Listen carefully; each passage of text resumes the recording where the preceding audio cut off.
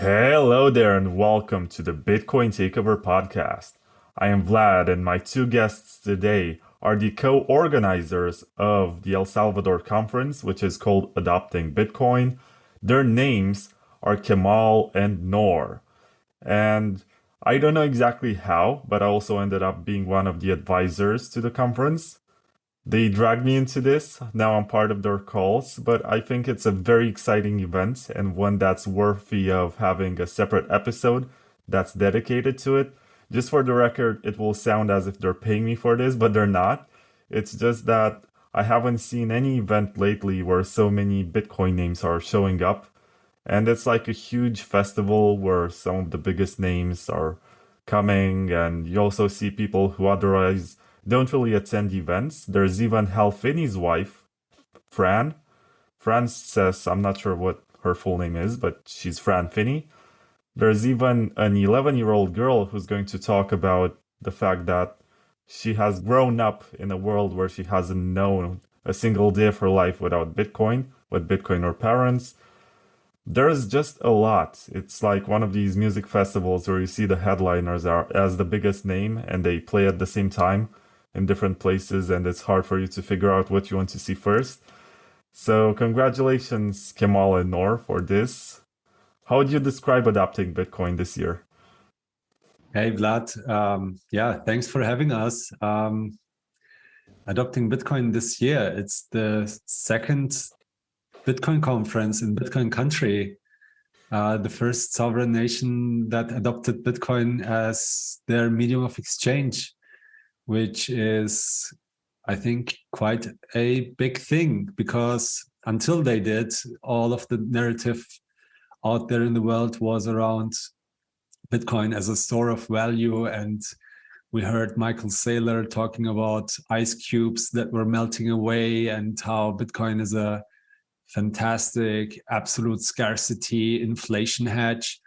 And then, nobody expected, well, everyone was hoping someday a nation state would come along and recognize the brilliance of Satoshi's peer-to-peer electronic cash, but nobody really expected it to happen that soon, and especially not to happen in a way that it happened in El Salvador, namely not as a store of value where the government is putting Bitcoin, the asset, into their reserve to protect themselves from central banks printing money, but really as a medium of exchange for day-to-day transactions, and actually like in a lightning law, not the Bitcoin law, and that totally changed the narrative. And yeah, adopting Bitcoin that's in my view, that's how it should be done. Peer-to-peer electronic cash to store it, but also to pay with it and to receive payments with it. And now 7 million people have a very favorable regulational framework to do that. And many people are looking to it. Many Bitcoin companies are looking in the direction of El Salvador. Many Bitcoiners are moving to El Salvador and settling there because they see the promise of a freer and more equitable future for themselves and maybe possibly their children. And yeah, adopting Bitcoin is bringing all of the ecosystem and all of the stakeholders, all of the people, all of the developers, the educators, the advocates, the investors, everyone interdisciplinary from all around the world together, from many different communities that are trying to replicate the success of Bitcoin Beach, where everything has started. We're seeing many communities around the world, from Costa Rica to Guatemala to South Africa to Philippines, communities that were inspired by the success and what this community in Bitcoin Beach has triggered as a small domino and facilitated nation state adoption. and Bitcoiners all around the world want to replicate this in their own communities and in their own countries and in their own continents. So and adopting Bitcoin is the place where they all get together and share experiences, learn from each other, learn from the people in El Salvador who are now using Bitcoin for day-to-day payments, and plot the next chess moves against the fiat empire.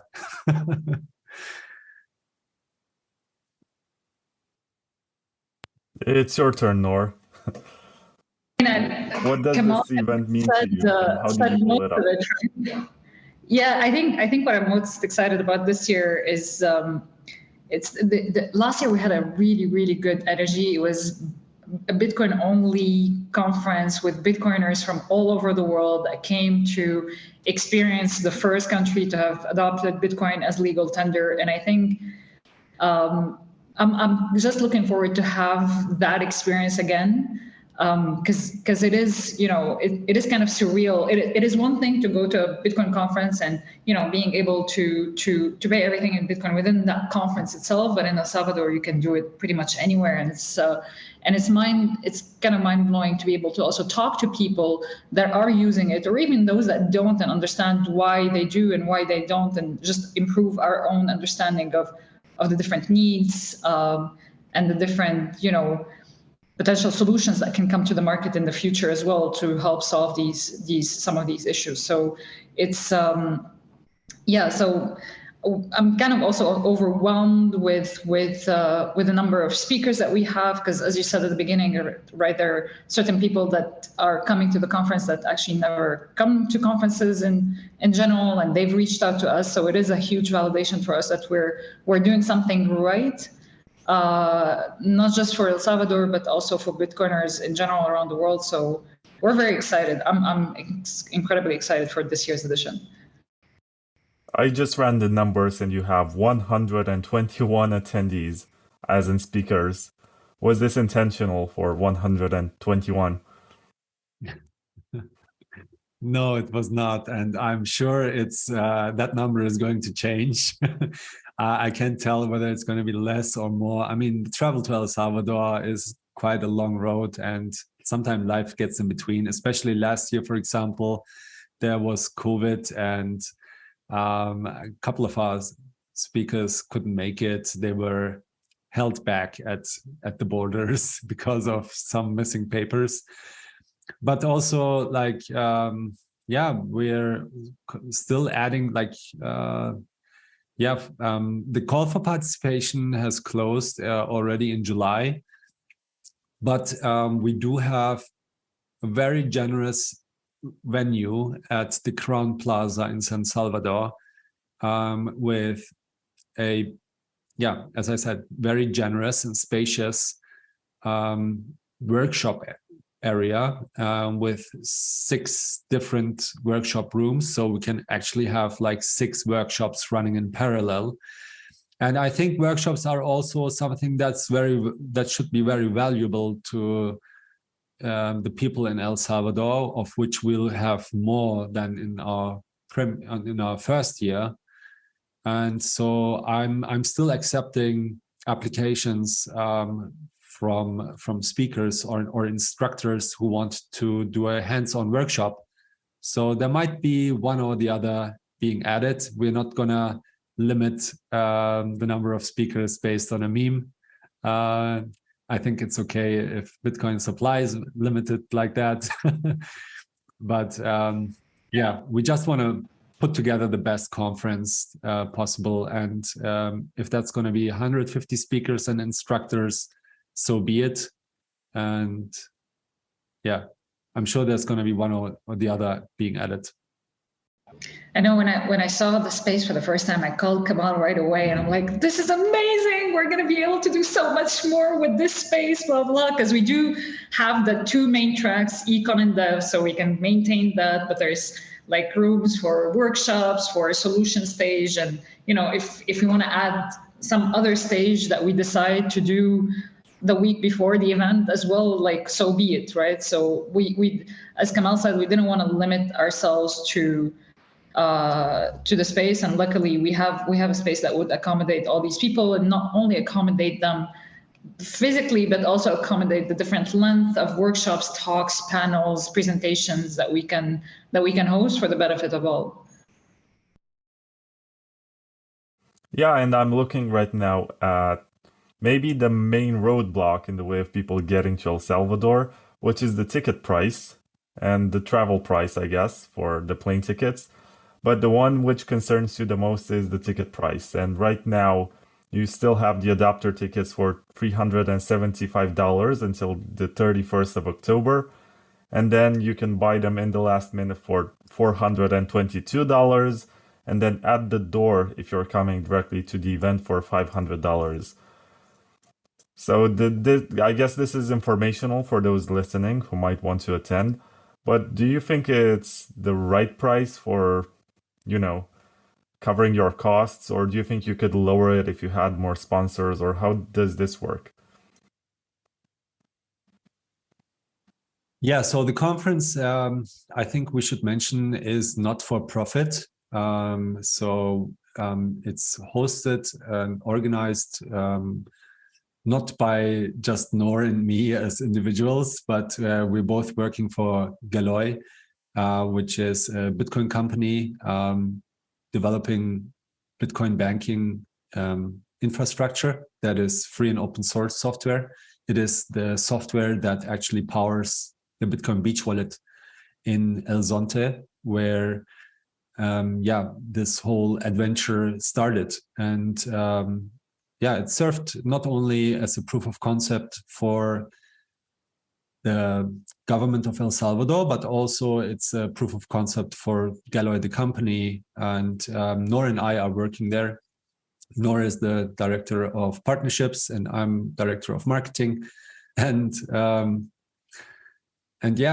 So this conference is basically, we're not looking to make money from it.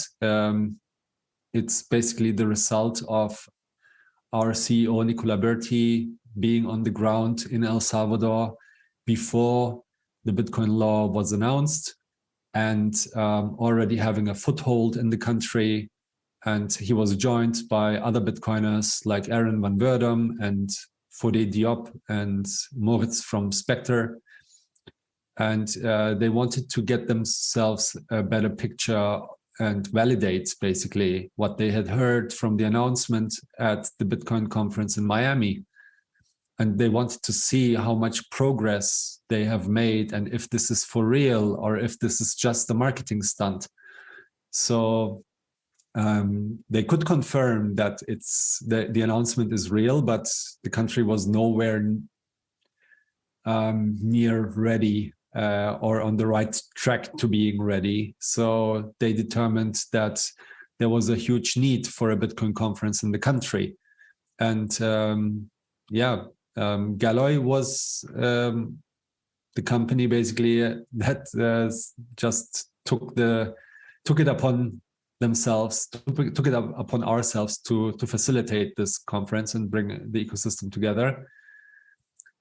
So with that being said, all of the profits, should there be any, will be donated to Bitcoin education. And there is two revenue streams of the conference, really. It's ticket prices, so admission prices to the conference, and sponsor prices. And with that being said, like, if we're trying to keep the conference as accessible as possible, but we also try to recoup the production cost. And so we need to balance things. Obviously, if we have more sponsors, then it is possible to have lower ticket prices, I guess. This year it's a bear market conference, unlike last year, right? So the travel budgets and everything is like a little bit less than half. So last year we only expected like 400 attendees, and in the end there were 700 Bitcoiners from 30 countries.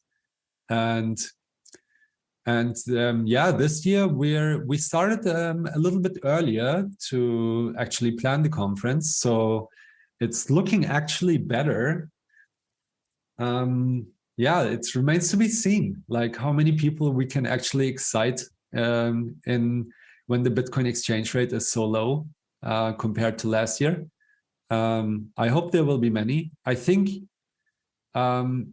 last year showed us that actually all of these hoops that people had to go through, all of the FUD around El Salvador, which at that time still had the image of being one of the most dangerous countries in the world, the murder capital of the world.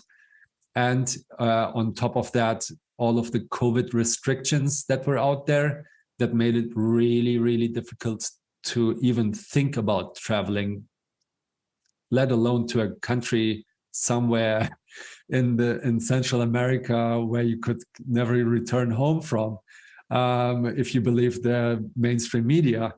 I mean, despite all of this, Bitcoiners followed the call that we sent out, and they came together, and a really, really great conference was put together, and we were amazed by the feedback that we got. Yeah, so originally we only planned to do this conference once, but given the feedback that we got from the attendees, we did a little survey and asked them what they thought. Like 90% of everyone that came was overwhelmed and would recommend it and would come again. And so we thought, hey, this adoption story is not done here and now, and it's going to be a progress. It's going to take some time. You can only do so much in 1 year and also in one conference. And yeah, Bitcoin Country should have its Bitcoin conference. So we decided to do it again this year. Yeah, it's funny that you say that, because last year's FUDs were kind of so intense that the most frequently asked question that we got was, is it safe to come to El Salvador? What should we do as gringos? You know, like I actually got somebody ask me, oh, but I'm too blonde to come to El Salvador. Was the most frequently asked question. And this year, and this is what Kemal made me realize, is that most of the questions that we're getting, specifically from the speaker, is, hey, can I get an extra ticket for, you know, my partner, my boyfriend, my girlfriend, my wife, my kids, you know? So it's drastically different view about the country in general, and you know how exciting it's going to be here. Because yes, there is a conference, but you know there's so much to do in El Salvador that people don't realize that they can spend a month here just road tripping across the country and discovering beautiful places that you would never find on Google when you Google El Salvador. Because obviously all the news that you get about this country is that it's the murder capital of the world, right? Up until last year. And now it's all how Bitcoin failed in El Salvador and it's not working and no one is using it. And, you know, it's never going to work. And they lost, I don't know how many millions of dollars, but all that is not true. And I guess the only way to verify for yourself as a Bitcoiner is just to come here, either for the conference or for any other reason, right? Like this is what part of what's fun about El Salvador is that when we had that last year, there's so many people that stayed that it felt that the conference kind of extended all through December. And then, you know, when I left for a couple of weeks and then came back and there were still people from the conference there that decided to just stay there, get the residency, buy property, etc. And it's kind of, it was very validating for us to see this kind of response and this kind of result, not just for the conference itself, but for the country itself and for the image of the country. And I think, you know, if we can, our objective is to do that again this year. It's not if we can. That's what we want to do, right? And get more Salvadorans involved and get them the conference more accessible. So. The price for Salvadorian tickets is $21, right? So given the minimum wage here, Obviously, the price of the ticket as it stands, it would take over probably most of their salary. So $21 is just a symbolic kind of fee, and it doesn't restrict them in any shape or form. They can still participate in all the activities of the entire event, just like any other participant, which is awesome. It's a symbolic amount. I mean, it's symbolic for us, but not for them necessarily, right? So it's important to keep that in mind. But it's still exciting to see also the percentage of Salvadorans that we had last year versus those that are interested in coming this year, right? So the Bitcoin adoption may not be like 100% yet because we're only at year one, at the end of year one. But there is significant enough adoption that people are interested in coming to a Bitcoin conference, right? A Bitcoin only conference. And that in of itself is kind of, it's mind blowing to me, especially for a country that most people have never heard of Bitcoin before the announcement of Nayib Bukele. So it's, I'm excited. I keep saying that, but it's true, right? It's all that is true. Yeah, so this was going to be my follow-up question about to which extent do you think locals can afford conference tickets? But now that you told me that they're $21 for the locals, you answered it for me. So my next question is actually preceded by a disclaimer, as all of my opinions about what's going on in El Salvador are shaped by what I get in the media, because I'm not there, obviously. So do you... as far as I could see, there is an opposing party which is also running for elections, which is very much against Bitcoin adoption and the fact that there's this Bitcoin phenomenon. They staged some protests. And do you think that it's possible that they can try to boycott the conference or at least do some sort of protest outside or try to get in and make a scene or whatever, or greet attendees at the airport and be like, no, Bitcoin is not welcome here? Likely this year, right? Like we had some risks last year of having some protests, and there, if I remember properly, I think there was one a couple of weeks before the conference, but it was such a small protest that it didn't necessarily change our security arrangement plans or what, and no shape or form. So I think it's less likely for people to get focused or hang up on Bitcoin because there is so much positive impact that they are palpably seeing with their own eyes, with the amount of tourists that are coming, just the number of companies that have set up shop in El Salvador that have chosen to be headquartered in El Salvador as opposed to other Latin American countries that are usually the preference, right? Like Mexico, Brazil, Chile. These are usually the companies the countries that companies choose to headquarter in versus El Salvador. Like El Salvador was never even on the map, and now there is a lot more opportunities for a whole new sector to develop in the country. And I think the opposition is kind of taking notes on that, so they're less vocal, I would say, against Bitcoin, and more so against the party itself, against Nuevas Ideas. And ultimately, you have to look at there is something to be said about being on the ground and actually talking to people here. And I think the support for the current government is so overwhelming, specifically by the people that have never ever seen any benefit from any government that came before this one at all, right? There was so much corruption in El Salvador to a point where sometimes there's some people that tell me stories and I'm like, are you kidding me? Like an ex-president or politician that faked their own death certificate so that they can steal money and run away with it, right? Like this kind of corruption, it's deep and it's mind-blowing. And so the distrust of people when it comes to management of money, it's not just normal, it's beyond normal in a country like El Salvador. But I think the more things that this particular administration is doing right towards the ones that need it the most, right? The ones that were most affected by the gangs, the ones that are most affected by any mismanagement of funds previous administrations have done are so overwhelmingly for the current government that I don't think there will be much risk from that there will be some protest or signs around the conference. I really don't think so. So to which extent are you collaborating with the El Salvador government for providing security to the event?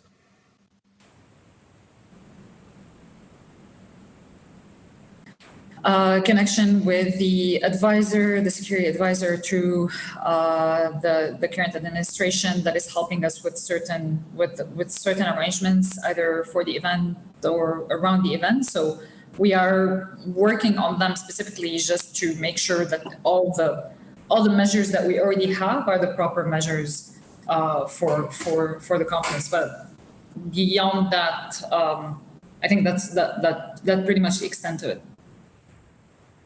Okay, I've only asked this because I remember at one point there was this leftist guy, like someone who posted on Twitter, I don't recall exactly his name, but he was like, if you want to destroy Bitcoin, you just put most of the Bitcoiners on an island at an event and you kill them all. And that's going to save the environment because nobody will mine and stuff like that. So when you look at the speakers list, you are going to be like, there should be quite a few thousand Bitcoins in here. I don't know this for certain, but I'm assuming. So there should be also proportional security to make sure that everyone gets there safely and leaves safely. Yeah, and I mean, where safety of all attendees is not taken lightly by us, because it is something in the back of our mind, that's for sure, and we're making sure that all the arrangements are properly in place with the right protocols, and we're working with the government and with the hotel itself that we've booked to make sure that it's up to par. I think at this point we also need to mention that a big source of the support for the current government is exactly the improved security situation under the current administration.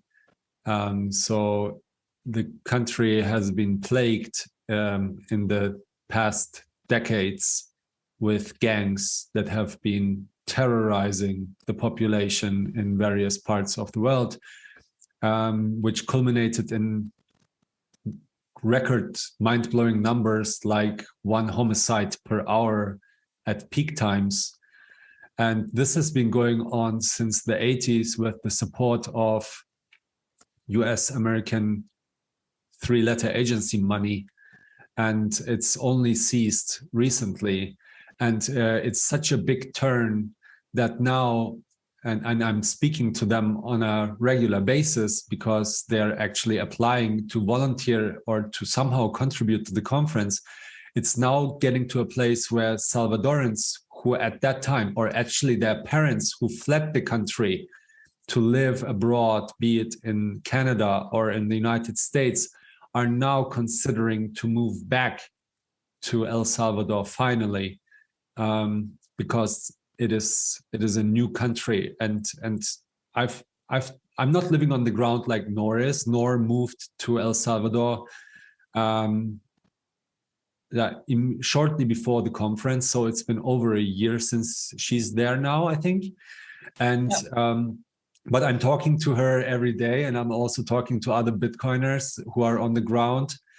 Some of them also similar to Noor, Bitcoiners who moved to El Salvador because of the prospect of a Bitcoin country, obviously exacerbated by the whole COVID madness that took place last year. And El Salvador took a rather reasonable stance in all of this madness, where they said, hey, okay, if you want a vaccine, you can have it, but we're not forcing anyone. Masks are not mandatory and stuff like that.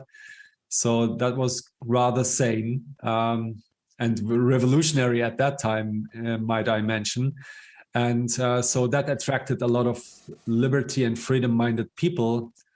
And And there's a quite sizable expat community now in El Salvador and growing of like-minded people from all over the world, from New Zealand, from Mexico, from the United States, from Europe, people with their kids and wives and families just packing all their stuff and moving to El Salvador, to the promised land, like Max Kaiser says.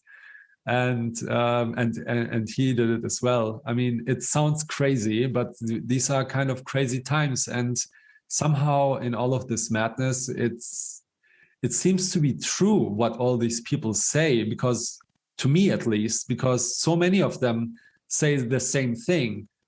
The people are happy. For the first time, there's security in the streets. They don't have to pay rackets to gangs. They can safely go out at night. I can give you stories. Yeah, please. No. There's a guy that I met who owned a coffee farm that he couldn't go to and collect his own coffee because the gangs had taken it over until a couple of months ago. Right? So he couldn't go into his own farm. There was guys with arms that were, forbidding him from entering his own property.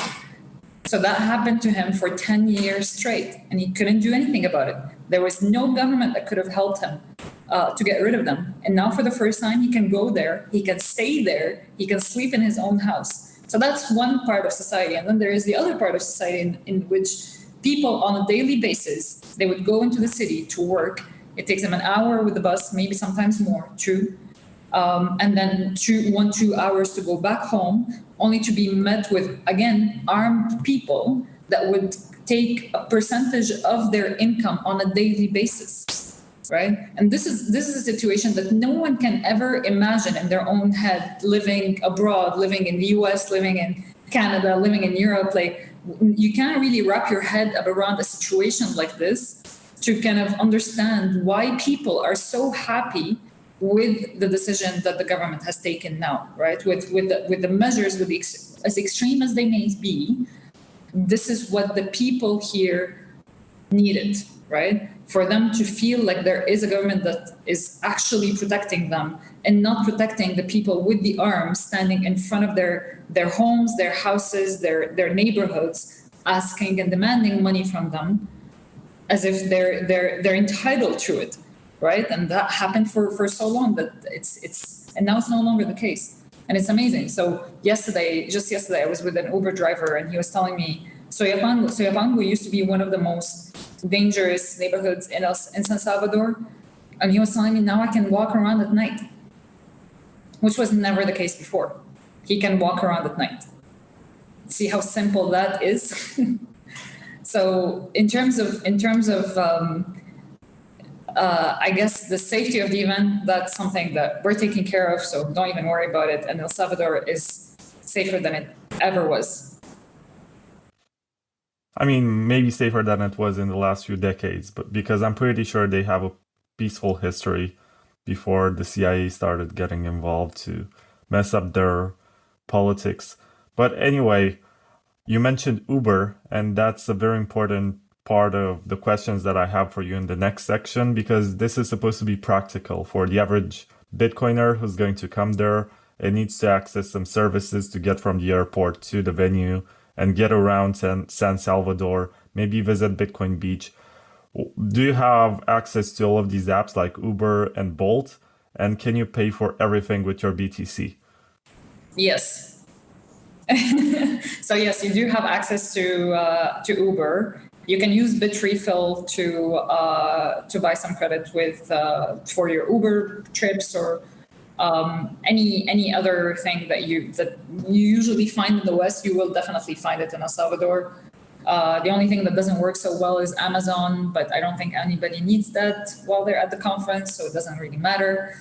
Otherwise, most necessities are possibly, you could possibly pay them in Bitcoin, not just in El Zonte, specifically in El Zonte. I mean, in El Zonte, you can pay pretty much anything and everyone in Bitcoin. But in San Salvador, it's getting more and more normalized now, right? So there were some shops that I left for a month and I came back a couple of weeks ago, and I was surprised that now there's a shop that I ask them every time, do you accept Bitcoin? And they say no. And for the first time this weekend, they said yes. So it's slowly then suddenly. But if you go to large restaurants like McDonald's or something, they're going to accept it, right?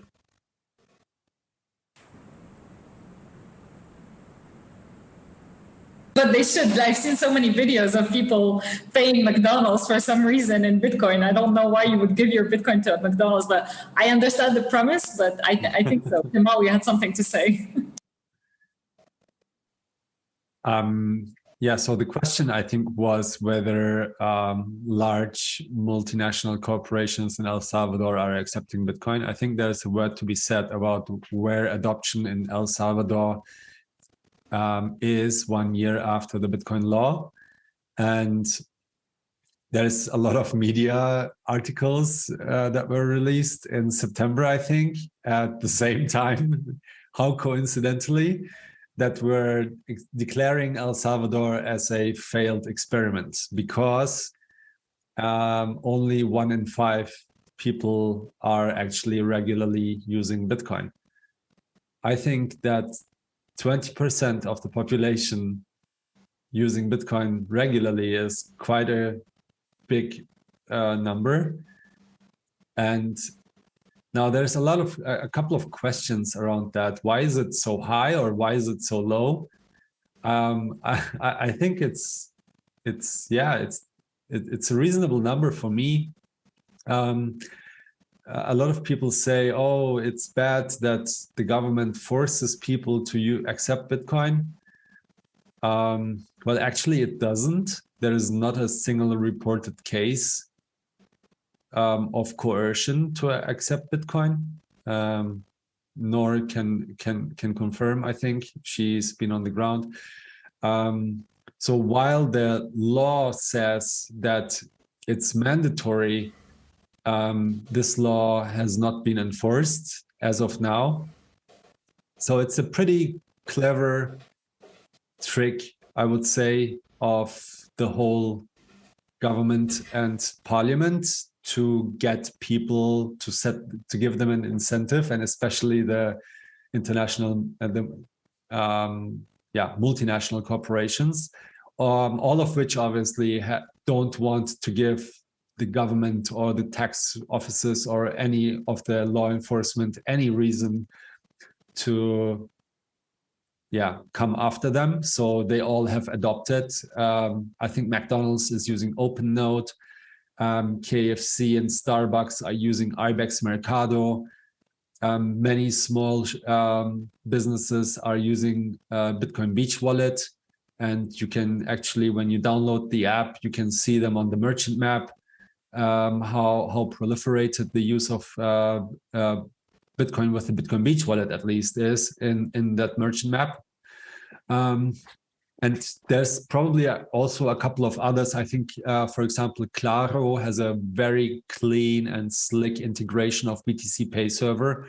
It's a telecommunications service provider in El Salvador, where you can get your SIM card and top it up with Lightning, and it's super slick and easy. And they have a BTC Pay Server checkout. I mean, so yeah, there is progress. Obviously, it's not 100%. And as long as there is cash and an alternative, there's probably going to be people who are going to be using the alternative. So it's never going to be 100% anytime soon. And but yeah, I think that 20% is already pretty good. Now, I think that's a solid basis. And the reports of people who have had really, really bad experiences, sure, there were some, especially if they use Chivo. But even that has been getting better. So I think Noor is already a fan of the Chivo ATMs. And even like I haven't had the chance, and neither did Noor, to test out the Chivo wallet or the point of sale. But and I actually there are some Salvadorans who are applying for the $21 ticket for locals, and they are paying with Chivo most of the time. And there are a couple of troubles, so it doesn't work at once. Some of them manage to pay with Lightning, and sometimes they don't. And then the transaction is deducted from their balance, but it is not really on our side. So it's weird. I don't know really what's going on. I think it's fair to say that it's not recommended to use Chivo, even though it's not horrible by now. So they made a couple of improvements. I think it's also, it needs to be said that there was a lot of criticism around the government, and that Chivo is just a panopticon built on Bitcoin. Yes, that may be true, but the government is not mandating the use of Chivo to anybody. So the population is free to use a free and open source wallet. But since the government has mandated the use of Bitcoin for merchants, or at least the acceptance, which there is good reasons to, which we can get to in a second if you like, I think that the Chivo wallet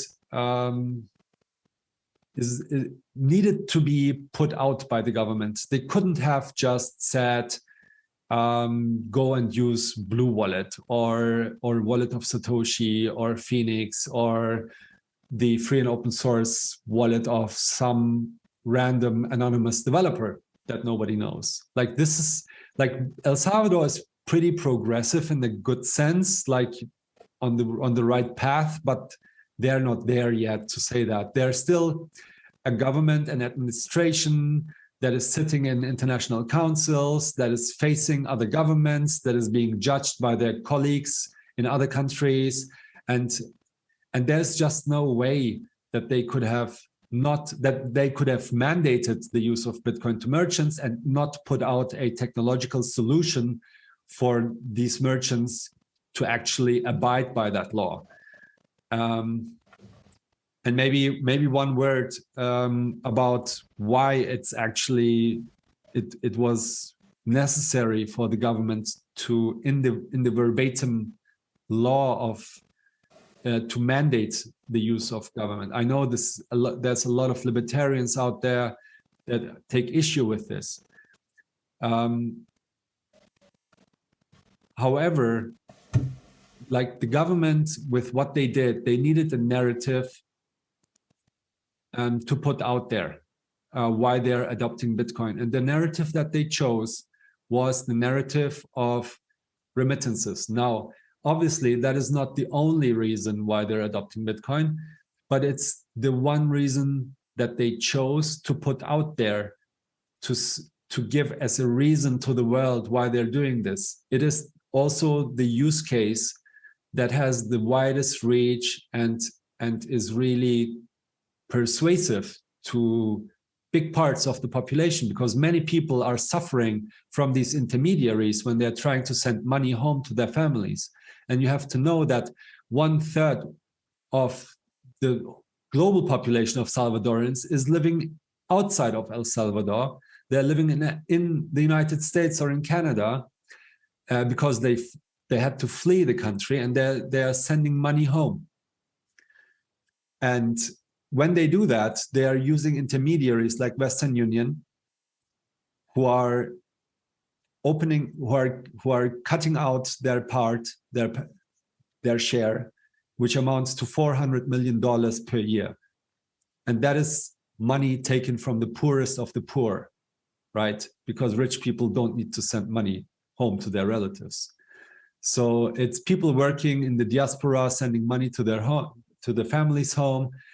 And that use case and that narrative only works if actually the family in El Salvador can spend that Bitcoin as money at the grocery shop, at the pharmacy, at the supermarket, etc. And for that, I think the approach of the government to mandate it to merchants to accept Bitcoin as payment provide them the technological infrastructure to do so in form of the Chivo wallet, where they are also taking a lot of, like, they're giving them insurance basically, and also provide them the solution to actually accept that money and accept that money as Bitcoin, but hold it as US dollars, in which most of their obligations are denominated in, right? So they're not exposed to the exchange rate volatility of Bitcoin, and not forced into being subject to it. So all of that taken into account, I think the government has done a decent job, despite, yeah, sure, and all of that criticism is, I don't know, misplaced in a way. And Noor can confirm that we were both very, and still remain our distance, but we were very, very skeptical last year around this time when we were organizing the first conference. And after 1 year watching and listening to government representatives, not just the president, but also Minister of Economy, Vice Minister Adriana Mira, who together with Maria Hayem just recently in Austria visited the BTC22 conference in Innsbruck and agreed to be part of a confrontative interview with Friedemann Brenneis. I mean, just the whole job that the government is doing, for a government, it's pretty decent. And I'll leave it at that. And if Noor wants to add something to that, yeah. Yeah, I mean, it's kind of hard to explain it for people, I guess, from a different culture, from a different background, and understand why. And I think I mentioned a little bit like the history, the background, all the stories that people have gone through. It makes this government, this administration, significantly superior to every single one they've had since the Civil War. So I'm not one. Like, I've had a hard time kind of accepting some of the mandated, like, you have to accept Bitcoin as payment kind of rules. But then once I got here and I understood how this society actually works, unlike Canada, no one will report you for not accepting Bitcoin, right? Like, if this was Canada, some neighbor would have called already the government 10 times, telling, hey, this guy is not accepting Bitcoin, even if that person doesn't want to pay in Bitcoin, but it's just you're not following the rules, right?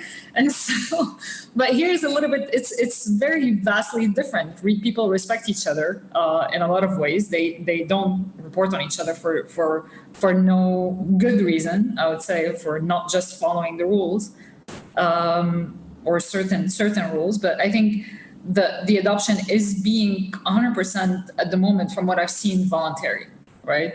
People are getting into it on their own accord, with their own learning, with their own understanding, and for their own benefit. And a lot of them, it's interesting how, people get orange pilled here in El Salvador is because they want to take advantage of all the tourists that come, and then all of a sudden they find themselves interested in Bitcoin. So it's kind of a different way to get onboarded into Bitcoin, unlike many others like us. They start getting interested in crypto and trading, and then all of a sudden you get interested in Bitcoin. Here, no, it's more, most of them only know Bitcoin. They only focus on Bitcoin, and then that's why their orange pilling journey is much shorter for the most part, from what I've seen so far, right? So it's kind of fun to watch this evolution on the ground, and kind of see people have their aha moment, little by little. So for instance, we're working now with an organization called the Mercadito, which is a group of about 400 merchants, entrepreneurs really, that do all sorts of stuff like clothes, arts and crafts, and murals, and a lot of different things. 70% of them are women, and none of them even thought about accepting Bitcoin before. But now that they got into contact with a Bitcoiner or a group of Bitcoiners that are not government related, and they thought they were, and they're getting a different understanding of what it is, and now they're very excited about it because now they're thinking, oh,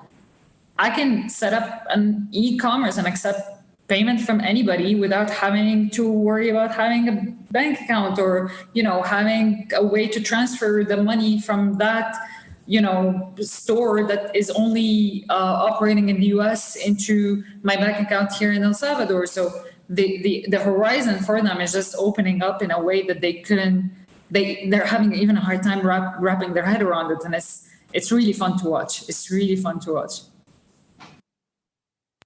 Yeah, so let's keep it on the topic of the conference and the stuff that tourists are going to find there. Kemal, you mentioned ATMs.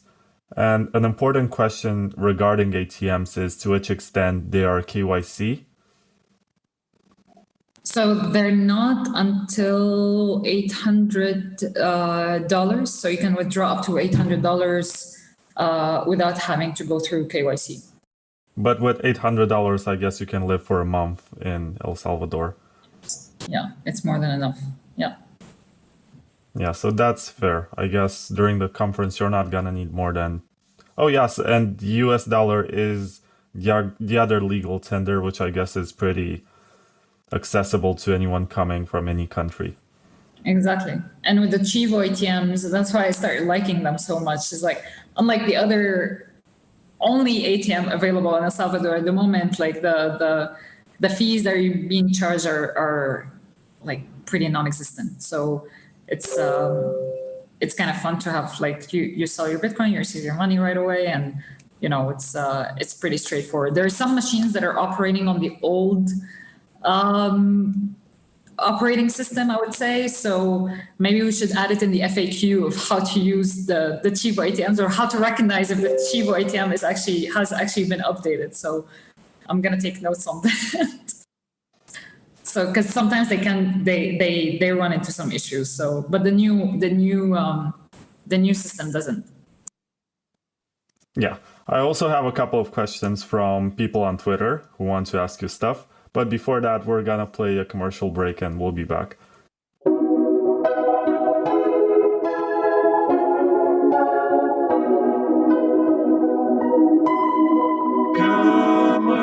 Commercial break!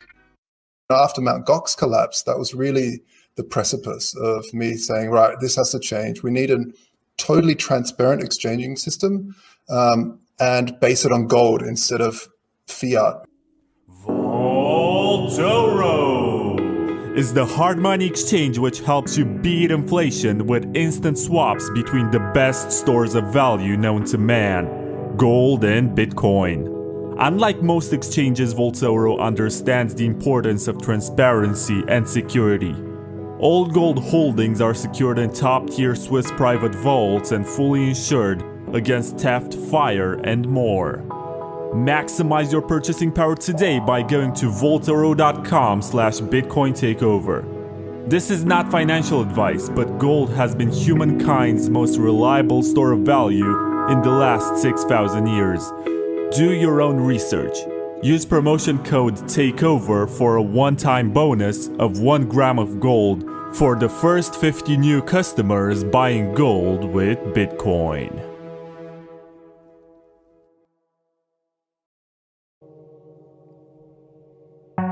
Are you concerned that your friends, neighbors, or KYC exchange might know how much Bitcoin you own? It is time to take your financial privacy seriously with Wasabi Wallet, a free and open source wallet solution which makes use of mega coin joins to mix your coins with those of hundreds of other strangers. Thanks to the groundbreaking Wabi Sabi engine, your coins get divided in smaller, untraceable units, which grant you great anonymity for both hodling and spending. Download Wasabi Wallet 2.0 today at wasabiwallet.io and take advantage of the mega coin joins. It's free and it's open source, so don't trust, verify.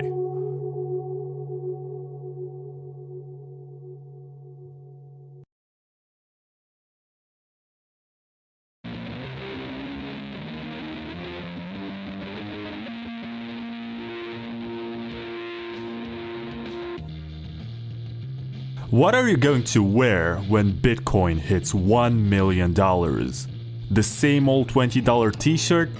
Try Maison Machi, the designer clothes made in Paris by Bitcoiners for Bitcoiners. They're not your average mass-produced sweatshop clothes. Machi will ask for your measurements and tailor every piece of clothing according to the shape of your body, so you always look and feel great in your t-shirt, hoodie, or dress. It's all made in France by real artisans who also happen to be Bitcoiners, which is why Maison Machi only accepts Bitcoin as payment for their clothes. Get a Maison Machi t-shirt or hoodie today. It might even help you find a girlfriend. And once you do get a girlfriend, you can also buy her a Maison Machi dress. Stop having fun looking poor and check out maisonmachi.com. That's MAISON MAACHI.com.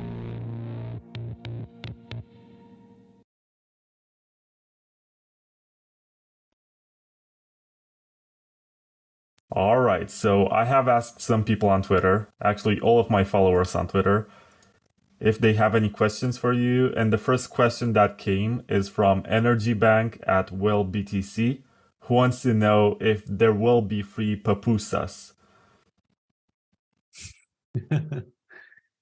First of all, what's a papusa? Oh, we can't commit to the part, but the pupusas will be there for sure. Yeah. So a pupusa is a very national dish of El Salvador. It's very simple food, I would say. It's like a flour patty with some topping that you can get from street vendors all over. They have a very, very funny name, in my opinion, and they taste.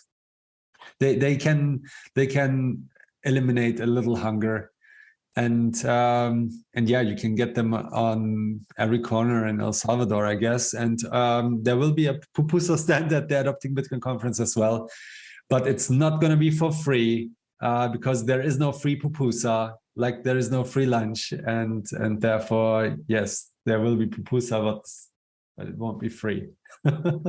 So if you attend the conference, you're going to be at the venue. There will be some food, obviously, because you need to eat between whatever presentation you're attending. Yeah. But it will not be for free, but you will find papusas there. Is that what you're saying? Yeah, so we'll have a food court. Actually, like, that's a good point. Like last year, last year we actually had free lunch. It was included in the ticket price. But since it's a bear market this year, everyone has to pay for their lunch. I think it's fair to say. But the advantage is this year, everyone can choose what they want to eat. So they have the choice between ceviche. Ceviche. Yeah, so we're kind of finalizing the details of the different food stands that will be in the conference at the moment, but I guess all that to say is that when we're not in a bear market as event organizers, we're going to be very, very generous. But this year, yeah, people are going to have to. And also we got a lot of complaints like, can I get this? Can I get that? So you know what? Just open a food court, you pick whatever you want to eat, and you just go and have it. You want a burger, you can have a burger. You want a pupusa, you can have a pupusa. Yeah. You're going to be able to pay with Bitcoin at the food court, right? Absolutely. Of course. Of course. Everything. I mean, I did see situations at conferences where the food court, obviously the people there are not from the conference, they're only called there, and they're like, if you have cash, I would rather take that. Yes, not at Adopting Bitcoin. No, it's actually a requirement. So with the Mercadito, we told them, hey, listen, if somebody comes over to you and says, I want to pay in cash, that's fine, okay? But if they say, I want to pay in Bitcoin, you cannot say no, all right? Unlike inside the hotel, in which case all the payments inside the hotel that are associated to the event directly, like the food stands, for instance, that's all in Bitcoin, no cash.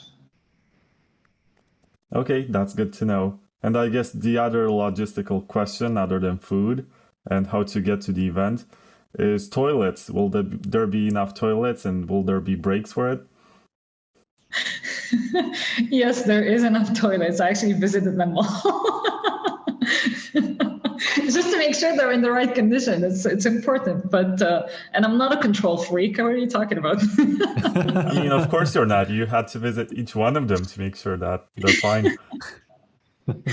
But there will be no breaks, actually. There will be no breaks, exactly. Right. So this was Kemal's idea, and I think it's actually pretty brilliant. Where the conference will just go on, and people have to make their own choices on when to go to the toilet and when to go eat and when to do what. And I think it will make it a lot more free flowing than like you have to go out at this time and we stop the stage at that time. So it'll be a lot more. You make your own rules. When to eat and when to poop.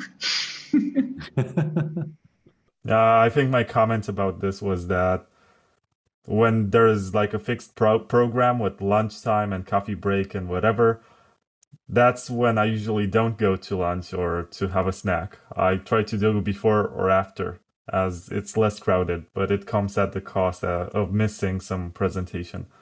But now it's gonna be a lot harder to strategize and figure out when most people are going to have lunch and when it's going to be less crowded. Whatever. It's up to everyone, I guess. And actually, we're scheduling the conference in a way that right at the time when everyone needs to poop or be hungry, we're going to put the most exciting talks on the main stage. So just to balance things out. And if you're taking a poop or having a snack during the most interesting talk, you're gonna pay double or something, right? I'm kidding. Yeah, Don't do that, please. Now anyway, Jerson Martinez at Jerson Martinez on Twitter wants to know who's the best conference organizer and why is it Noor? Absolutely. So the reason why it's Noor, and Gerson is absolutely right. He is a sharp mind. He sees a genius. He recognizes a genius when he sees one. And Noor is an absolute bomb of an conference organizer. No, don't say the B word. Sorry. Oh, she already did most of the work last year, and I'm just taking the credit.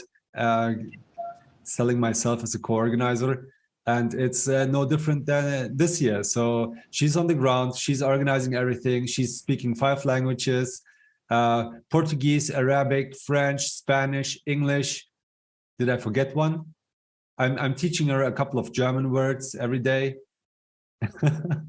So yeah. But there's nothing I can do without, I can't do anything without Kemal. Honestly, it's the content, the marketing, all this kind of stuff that he's taking care of is just making me, kind of not have to worry about this stuff, because he's also the B word. He's the massive B word. And I love waking up every day and having a chat with him about adopting Bitcoin, because it's very stimulating, it's very challenging, and he keeps me on my toes for sure. If I'm doing a good job, it's because he refuses not to tell me when I'm wrong. He calls me out every time, and if he doesn't do that, I wouldn't be that good. Okay, this was a cute moment, which I did not expect. So let's move on to the next question, which is, I guess, less cute. So what momentum is there for developing countries to adopt BTC in a meaningful way? This is by Wilbur Wrong, Huddling Unacceptable Views. Yeah, momentum from other developing countries. I think what comes to mind first is the other nation on the other continent that declared Bitcoin as legal tender. Noor has actually been there. It's Central African Republic, the penultimate on the list of the Human Development Index, the penultimate country on the list, meaning it's one of the least developed countries in the world. It's super poor. It has very little infrastructure. Only 10% of the people have electricity. and a little less have internet. So not the best preconditions for Bitcoin adoption. And so there it's not looking good, but maybe we can skip that, or Noor can add a comment. But other developing countries, I think the macro environment is doing its best. The central banks are doing their best. United States rug pulling Russia with $600 billion, despite Russia having nukes, is doing their best. I don't know. Everyone is doing their best to, and we'll probably have, I don't know. I'm betting on Latin America, one of the other countries, either from Central America, maybe a neighbor of El Salvador, or maybe someone from the south, maybe Argentina. I don't know.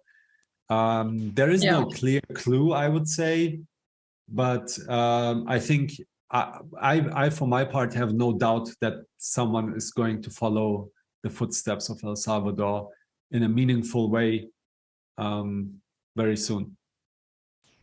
I mean, the impact of El Salvador is already very palpable across Latin America, right? So Kemal earlier suggested to go to the merchant maps in the Bitcoin Beach wallet, and I suggest you zoom out of that merchant map and see how far it extends, right? So it will kind of give you an idea of how far a Bitcoin adoption is kind of spreading in Latin America in general, and it's coming from the bottom up, and it's putting a lot of pressure on the governments, which is why when there was this event at the beginning of the year, I don't remember when, I think it was in April, with the 40 central bank representative coming to El Salvador to talk about financial inclusion, and the Latin American representatives were like, they had a lot more to ask, and for them it was a lot more concrete, because they know that if they don't take action towards that, they're going to be losing credibility and support from the people eventually. And so that's part of why Latin America would be the favorable potential next country to adopt Bitcoin, just simply because the bottom up adoption is a lot more, spreading much faster. But I also don't necessarily have a lot of visibility about other continents, so we can't really tell. I heard somebody once say, and it was very smart, is look at where is the next election in one of the developing countries, and see how young the administration is, and if they win, then that's probably the next country to adopt Bitcoin.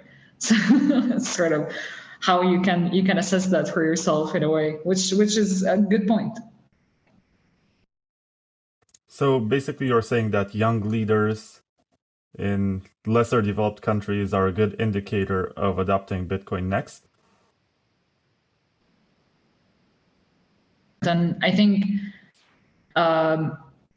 the reason for that is just because it's more likely for them to kind of know that this change needs to happen, versus the dinosaurs that are there and they just don't want the change because the change doesn't benefit them. Whereas the next generation of politicians, they know they need to kind of follow this and for them, I think for the most part, it's a trend. It's not like the government here, where a lot of them actually do understand Bitcoin. For them, there's a lot that are looking at it as a trend.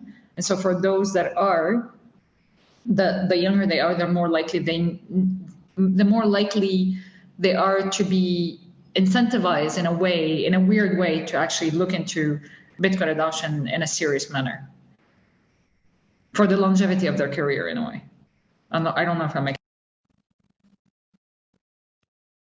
You cut out for a bit, but I guess it was at the right moment because you're ending the sentence. So let me ask you the last question which I received. Let me check to see if it's the last. I just updated the feed, and it seems to be.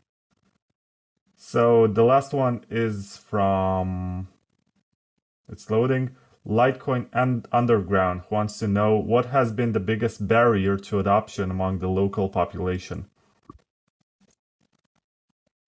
So maybe I can take that one. it's also something that we're very proud at Galoy of having solved just recently in the month of September. I have mentioned it in the beginning. The government has put out the Chivo wallet that is not just capable of on-chain and Lightning transactions, but it also offers its users the opportunity to just use Lightning rails or Bitcoin rails without being exposed to Bitcoin, the asset, and its at times volatile exchange rate.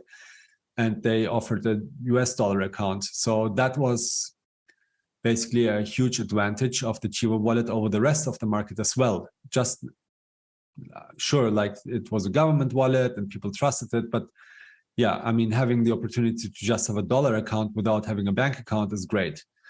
So I think, exchange rate volatility is probably the biggest barrier to adoption, because most of the people's obligations is denominated in the unit of account that is the United States dollar. And that's not going to change anytime soon. Meaning that if someone has a rent to pay, it's denominated in dollars. And if they get a payment of $500 in Bitcoin and they hold it in Bitcoin, and the exchange rate goes down, then they cannot pay their rent at the end of the month.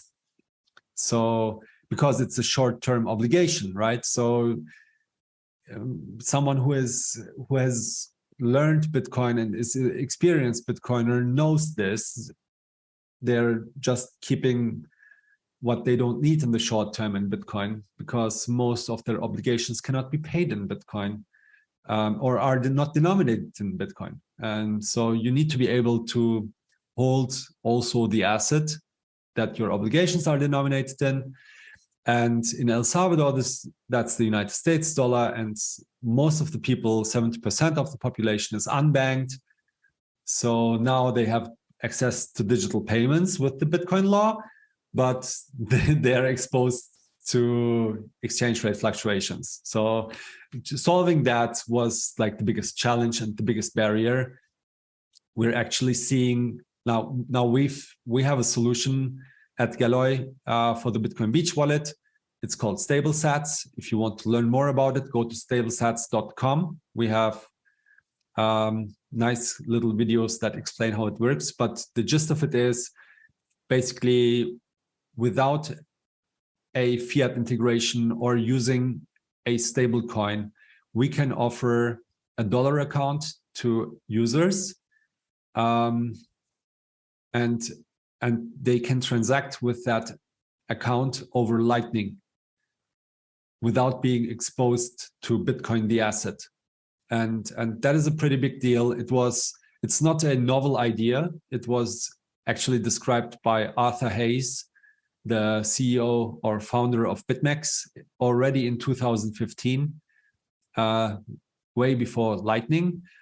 And we believe that now with the advent of Lightning and with the proliferation of Lightning, now is the time for StableSats. It offers dollar account without stablecoin, without fiat integration, and it's interoperable with any Bitcoin wallet that's out there. So that's a pretty big deal.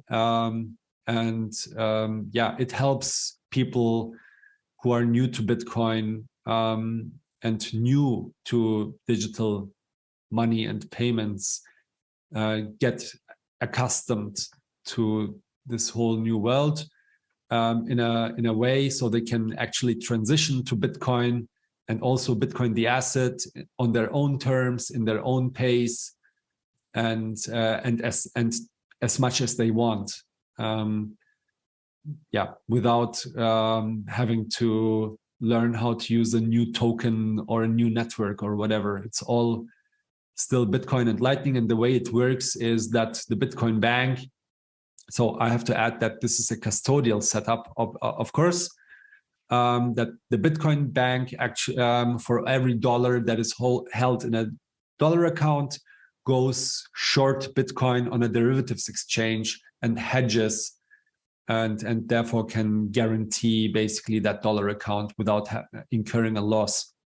So that's the way it works. And that has been the most requested feature since Galloy has been active in El Salvador.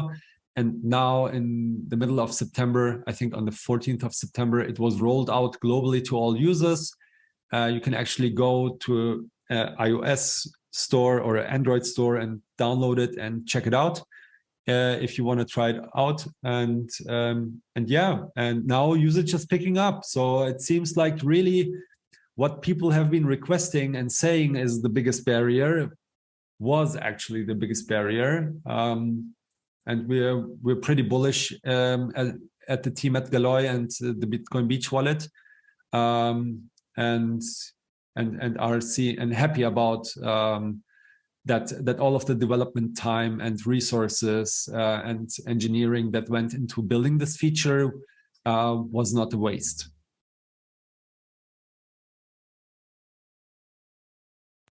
Right, and you mentioned the G word, which is Galloy, and this was kind of like the elephant in the room, as the whole interview has been about the conference and El Salvador, but we didn't get to say what we also do in the Bitcoin space.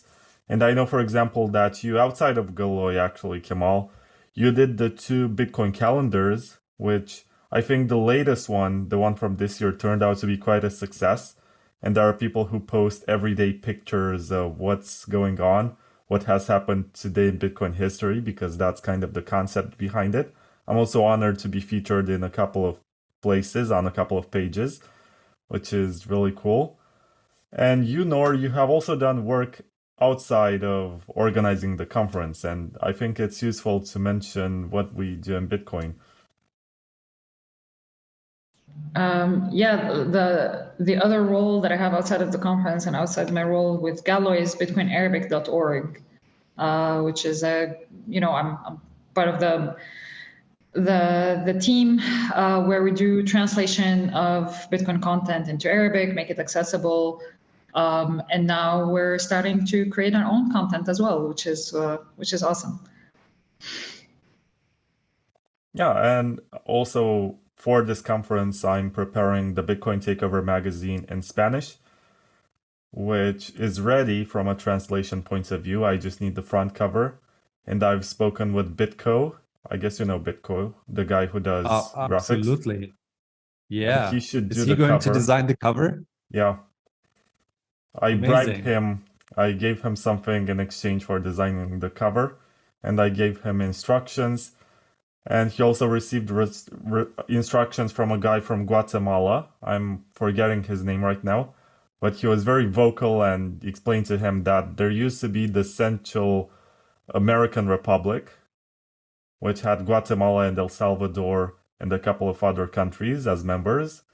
And he tried to explain something about the local culture that should be part of the cover. I hope that gets somehow translated into the final graphics, because my initial plan for the cover was to ask Brianna, I'm not sure if you know Brie Fit Dance, the girl with Michael Saylor as a bull, basically dress her in a traditional dress because she's from Ecuador, and have her hold her phone with a Bitcoin wallet like this. Because basically the message would have been that, look at me, I'm a young woman, I'm attractive, I'm wearing something traditional, but at the same time, I'm also using Bitcoin as a technology, basically to marry the two worlds between traditionalism and technology. But I was not able to do that, so I had to go to Bitco. Mostly because Brianna doesn't have a dress, and I had to get one for her, and I have no idea how. You should have asked me. I mean, that would have been the easiest thing to figure out here. Really? Yeah, just ship her one. We can do 2 different covers then. Yeah, let's talk about it. Let's figure it out. Okay, I'm happy I told you, because we can make that happen.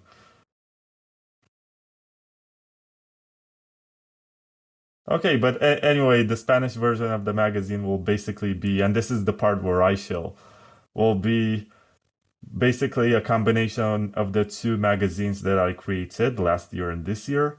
And the translator, who is from Argentina, has picked his favorite articles from it and basically tried to figure out what is useful for people who speak Spanish, mostly in Latin America. And yeah, that's going to be quite a magazine, about 100 pages long.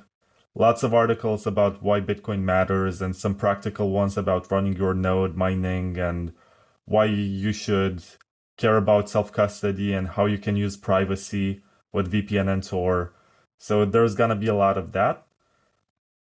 And yeah, I hope it's going to be useful to the people on the ground, as this is the kind of content that I think is useful to them. And the fact that it's physical and they're going to be hold it in their hands and pass it to someone else and refer to it for advice, that's something that makes me happy and makes me proud of my work.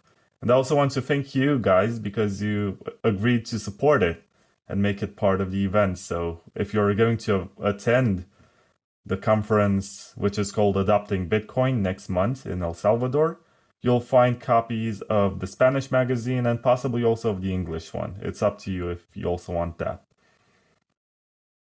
We'll definitely have both at the conference. We'll get the open source templates and get them printed and disseminate them far and wide, because I love this magazine. I think it is the perfect vehicle for a special audience of young-minded, technology curious, internet curious, Bitcoin curious people, of which I am actually discovering some Salvadorans now on Twitter that are also reaching out to get the discounted tickets.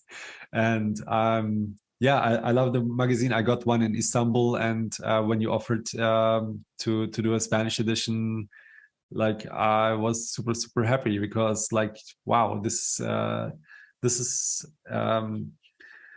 is exactly like what the Bitcoin community should be bringing to El Salvador. Not just it's not just done with the law. It's not just done with the technology. We also need to bring the whole vibe, the whole culture. At least share with them, like, what is it that actually is Bitcoin rooted in? Where does it come from? What principles do we have? And and I think your magazine is doing a great job of conveying all of these things. So thank you very much for taking the work upon you to translate it in Spanish. I'm sure it's going to spread from the conference to many places, and we'll try to make it robust, so it's going to be read by more than just one person. And of course. And yeah.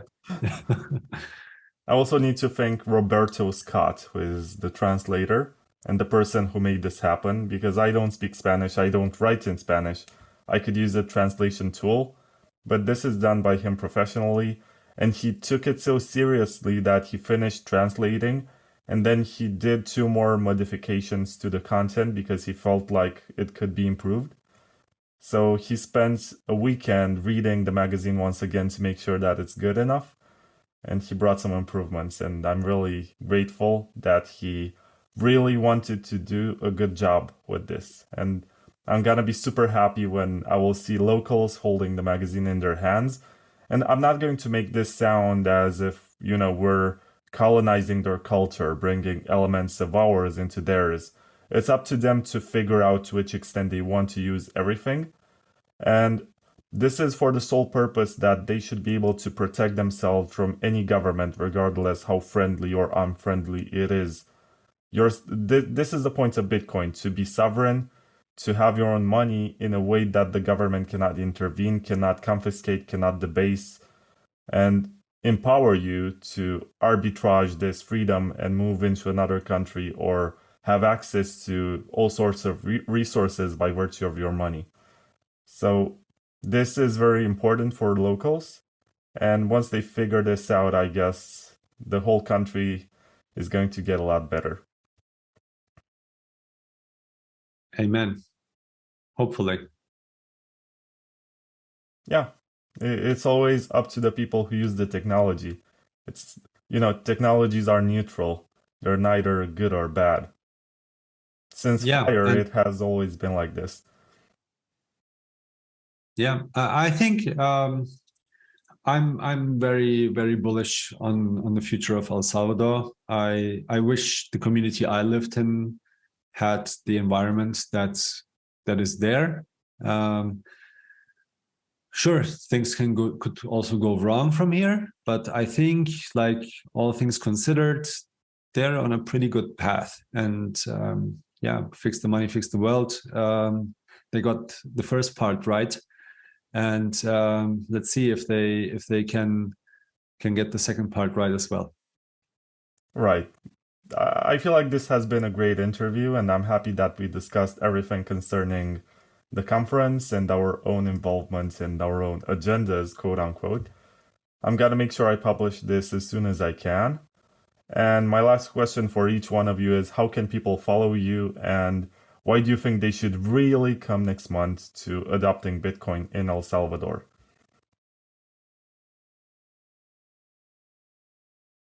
To meet us.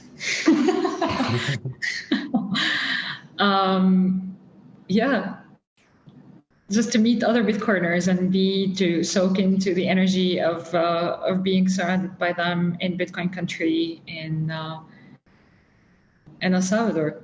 I don't know, Kemal, what do you think? Yeah, definitely to meet Noor, because Noor is amazing, and you can find her on Twitter as Nouraelb, Nuraelb. And if you want to follow the conference, it's Adopting BTC. Also on Twitter. The website is adoptingbitcoin.org. And my name is Kemal. I go on Twitter under the handle of Pretty Flaco. It's _PRETYFLACO. And yeah, if you want to come to the conference and do a workshop or be an instructor or something, please write an email to info@adoptingbitcoin.org. And yeah, I think I've shilled all of the... Galoy.io if you want to learn about Bitcoin banking, GALOY.io. It's free and open source software. Galoy money on GitHub. Just fork it, run your own Bitcoin bank, and yeah, without asking for permission. But if you can't make it, reach out to us and we'll help you. And yeah, I think that's it. Okay, thank you guys, and I'll see you in El Salvador. Thanks for having us, Vlad.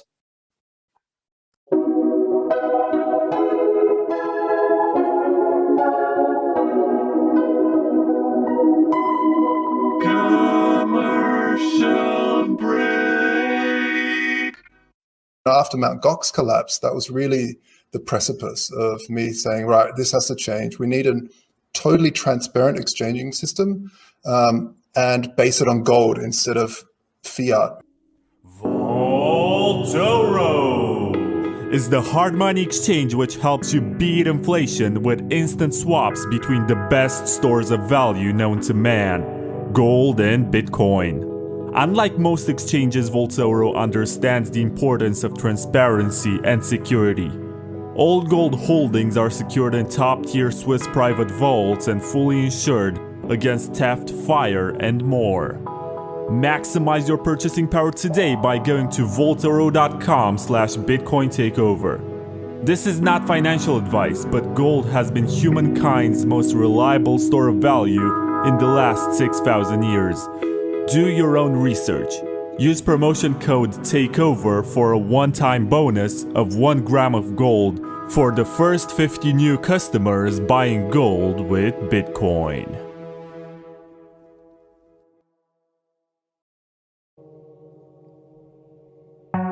Are you concerned that your friends, neighbors, or KYC exchange might know how much Bitcoin you own? It is time to take your financial privacy seriously with Wasabi Wallet, a free and open source wallet solution which makes use of mega coin joins to mix your coins with those of hundreds of other strangers. Thanks to the groundbreaking Wabi-Sabi engine, your coins get divided in smaller, untraceable units, which grant you great anonymity for both hodling and spending. Download Wasabi Wallet 2.0 today at wasabiwallet.io and take advantage of the mega coin joins. It's free and it's open source, so don't trust, verify.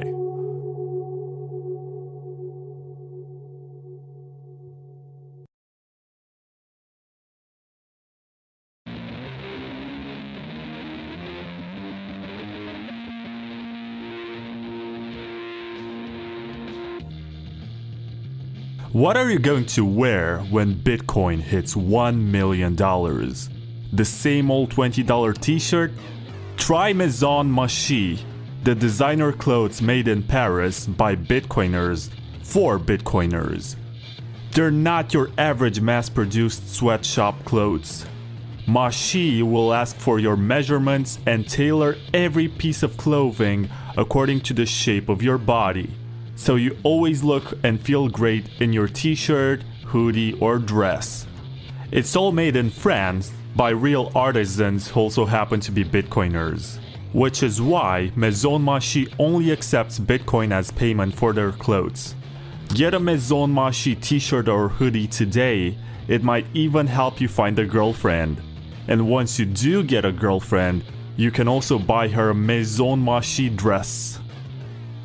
Stop having fun looking poor and check out maisonmachi.com. That's MAISON MAACHI.com.